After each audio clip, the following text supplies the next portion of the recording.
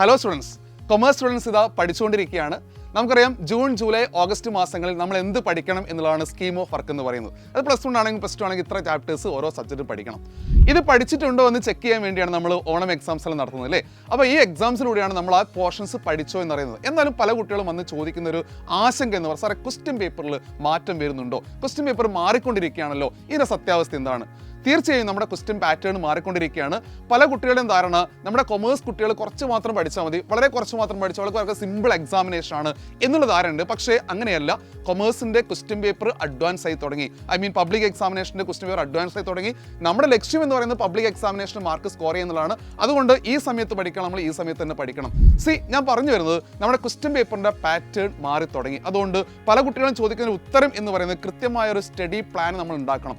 ഈ സമയത്ത് പഠിക്കേണ്ടത് ഈ സമയത്ത് പഠിക്കണം. ഓക്കെ, ഫോർ എക്സാമ്പിൾ നമുക്കൊരു എക്സാമ്പിൾ എടുക്കുകയാണെങ്കിൽ, കഴിഞ്ഞ കുറേ വർഷങ്ങളായിട്ട് പ്ലസ് 1 സ്റ്റുഡൻസിൻ്റെ ഒരു ക്വസ്റ്റ്യൻ പേപ്പറിലെ ഏറ്റവും പ്രധാനപ്പെട്ട ക്വസ്റ്റ്യൻ ആണ് നമ്മുടെ ഫിനാൻഷ്യൽ സ്റ്റേറ്റ്മെന്റ് പ്രിപ്പറേഷൻ. നമുക്കറിയാം, ഒരു ട്രയൽ ബാലൻസ് വരച്ച് കഴിഞ്ഞ് ആ ട്രയൽ ബാലൻസിലൂടെ നമ്മൾ ട്രേഡിംഗ് അക്കൗണ്ടും പ്രോഫിറ്റ് ലോസ് അക്കൗണ്ടും ബാലൻസ് ഷീറ്റ് വരയ്ക്കുന്ന ഏറ്റവും ഇമ്പോർട്ടൻ്റ് ആയ ഒരു ടോപ്പിക്കാണ്. അതായത് ഒരു എസ്എ ക്വസ്റ്റ്യൻ എന്ന് വേണമെങ്കിൽ പറയാം. ഇത് കഴിഞ്ഞ വർഷങ്ങളായിട്ട് ചോദിച്ചുകൊണ്ടിരിക്കുന്നത് ഇങ്ങനെയാണ്. കണ്ടോ, 2 എമൗണ്ട് കോളം ഉണ്ട്. ആ 2 എമൗണ്ട് കോളത്തിൻ്റെ താഴെ അഡ്ജസ്റ്റ്മെന്റുകൾ കാണാം. എന്നിട്ട് നമ്മൾ നേരെ എന്ത് ചെയ്യുന്നു, ആ എസ്എ ക്വസ്റ്റ്യൻ പ്രിപ്പയർ ചെയ്യുന്നു. പക്ഷേ 2025 ക്വസ്റ്റ്യൻ പേപ്പറിൽ ഈ ചോദ്യം വന്ന രീതി കണ്ടോ, വളരെ വ്യത്യസ്തമായിട്ടാണ്. കാരണം പെട്ടെന്ന് ആ ക്വസ്റ്റ്യൻ പേപ്പറിന്റെ പാറ്റേൺ ഒന്ന് മാറി, ആ ക്വസ്റ്റ്യൻ്റെ പാറ്റേൺ ഒന്ന് മാറി. ഒരു എമൗണ്ട് കോളം നിങ്ങൾ ശ്രദ്ധിച്ചാൽ മനസ്സിലാവും. ഒരു എമൗണ്ട് കോളം, ഒരു എമൗണ്ട് കോളം തന്ന് താഴെ ട്രേഡിംഗ് അക്കൗണ്ട് വരയ്ക്കാനില്ല, പക്ഷേ പ്രോഫിറ്റ് ലോസ് അക്കൗണ്ട് ബാലൻസ് ഷീറ്റും വരയ്ക്കാനുണ്ട്.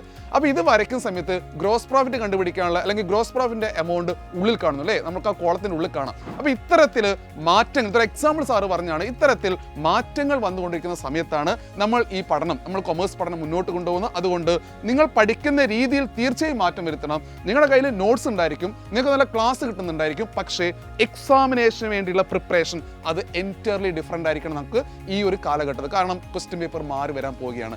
അപ്ലിക്കേഷൻ ലെവൽ ക്വസ്റ്റ്യൻസ്, അതായത് വാട്ട് ഈസ് എന്നുള്ള ചോദ്യത്തിൻ്റെ രീതി മാറി. Which one of the following അല്ലെങ്കിൽ എക്സ്പ്ലെയിൻ ദിസ് എന്ന് പറയുന്ന മാറിക്കൊണ്ട് ഒരു അപ്ലിക്കേഷൻ ലെവലിലേക്ക് ക്വസ്റ്റ്യൻ മാറിയിരിക്കുകയാണ്.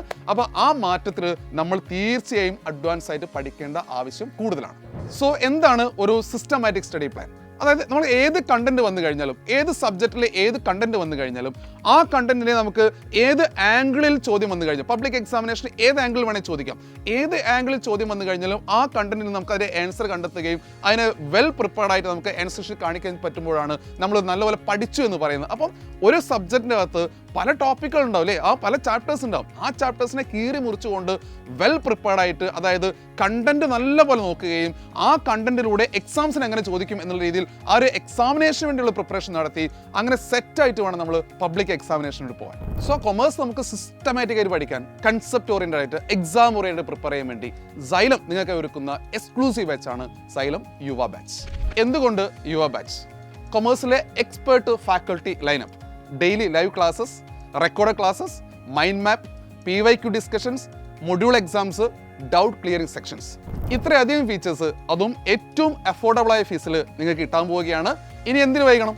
ഇപ്പോൾ തന്നെ യുവ ബാച്ചിൽ ജോയിൻ ചെയ്തുകൊണ്ട് കൊമേഴ്സ് പഠനം ഈസിയാക്കാം, ഫുൾ മാർക്ക് വാങ്ങാം സൈലത്തോടെ.